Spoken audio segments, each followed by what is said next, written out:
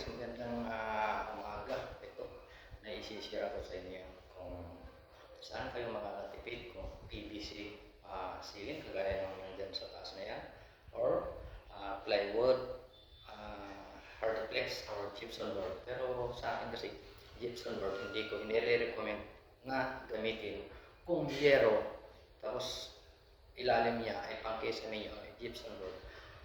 Sa akin kasi hindi ko masyadong nire-recommend yan dahil sa prone kasi sa tulo. So pag nababasa kasi ang gypsum board, mas madali siyang masira compare sa hardplex.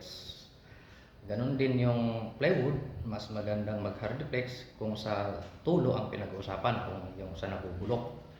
Pero ito, PVC, mas matibay talaga ito at hindi babago ang kulay kahit medyo matuluan siya.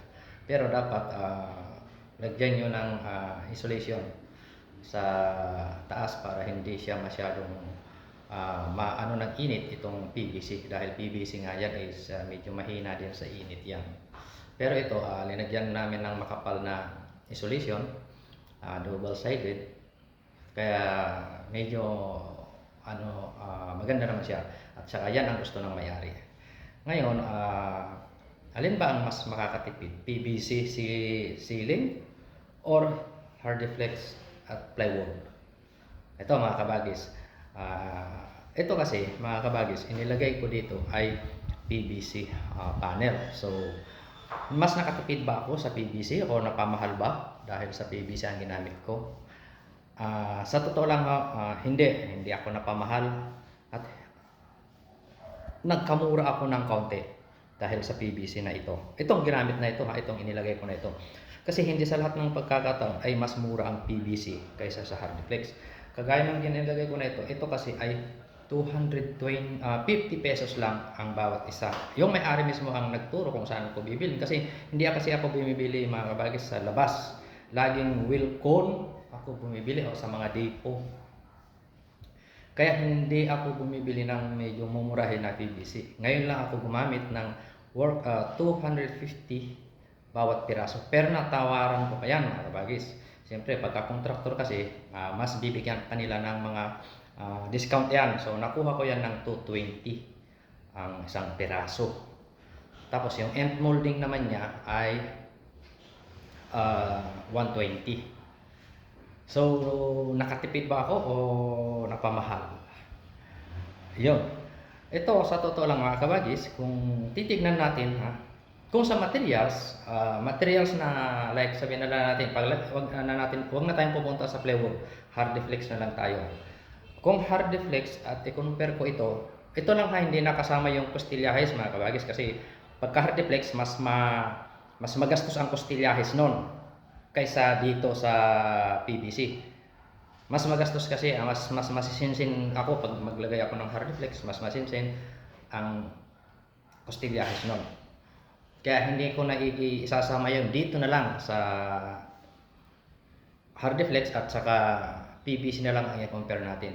Ang PVC mga kabagis, itong nagamit ko dito ay nasa 5,060 pesos ang nagamit ko na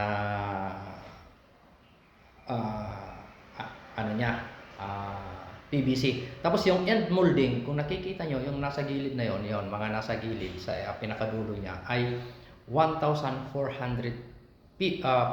naman ang nagamit ko. So sa makatuwid, nasa almost 6,500 ang ang nagamit ko yan sa buong na to. Sabi, ang lawak nga pala nito mga kabagis ay 2.9 by 670. Studio type lang ito, apartment. Ayan. Hanggang doon, kasama na yan, hanggang doon. Ayan. May CR yan, kasama na rin yung ng CR, PVC panel din yon ang inilagay ko. So, nakatipid ako dito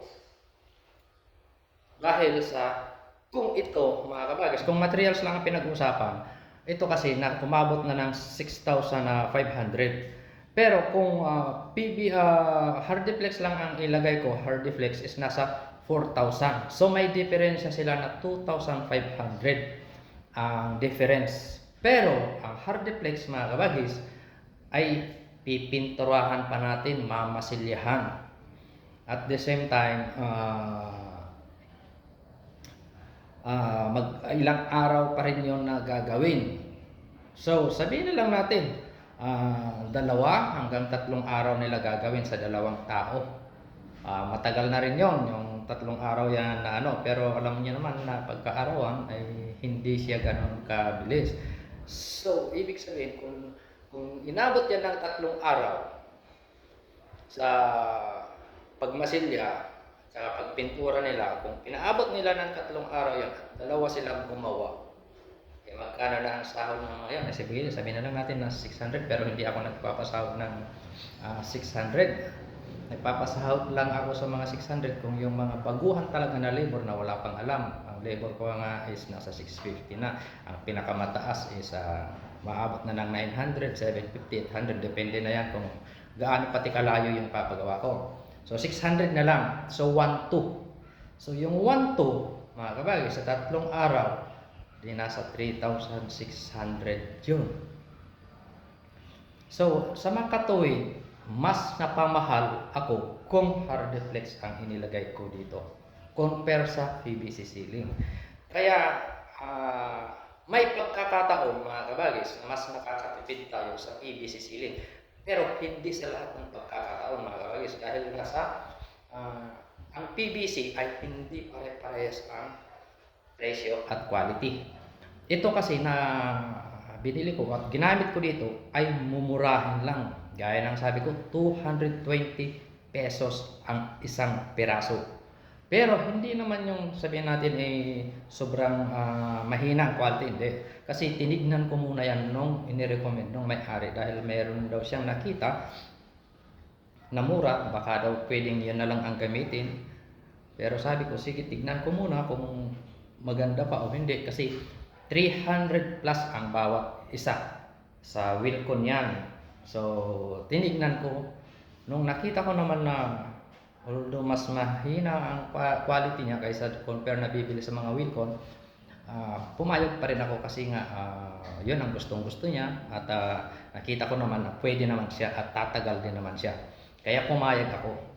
So, yung mga nagsasabi mga kabagis na mas nakakatipid sa PVC ceiling, minsan nakakatipid, pero minsan hindi, mas mahal pa rin ang PVC. Depende sa quality. Ngayon, kung malaking bahay ito, kung sabihin natin na million or residential talaga na, hindi ako papayag na ito ang ilagay. Dahil nga ito ay apartment at hindi naman kailangan na ganun kaganda na mga materials nito. So pumayag ako dahil nga sa ito ay apartment at studio type. Pero siguro kung pangbahay, hindi ako papayag kasi nga hindi siya kagandahan yung quality niya. Kita nyo mga kabagis, binablog ko ito dahil ito ay yan ang gusto ng may-ari, hindi ko kagustuhan. Kaya kahit na alam ko na hindi ganun ang quality, pumayag ako kasi nga pwede naman siya ikabit. At yun din ang request ng may-ari. So, yun mga kabagis, kaya yung mga nagsasabi na mas mura ang PVC, hindi. Depende po yan. Depende yan kung saan kayo location at saan kayo bibili at ano ba ang gusto niyong quality. Kung gusto niyo yung mamurahin at mayroon dyan sa lugar niyo, maaaring makakatipid kayo.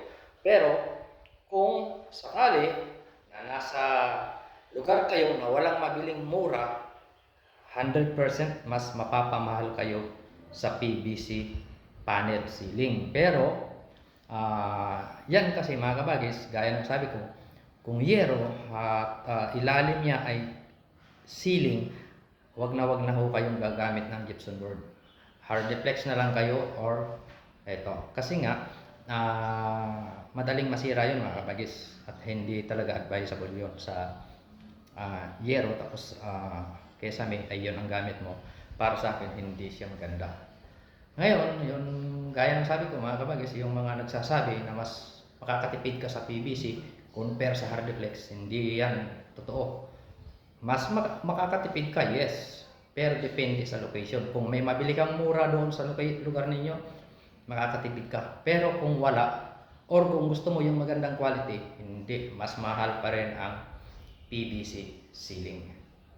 Yun lang mga kabagis, at sana ay nabigyan ko kayo ng idea kung alin ba ang mas mura at mas mapapamahal pagdating sa siling.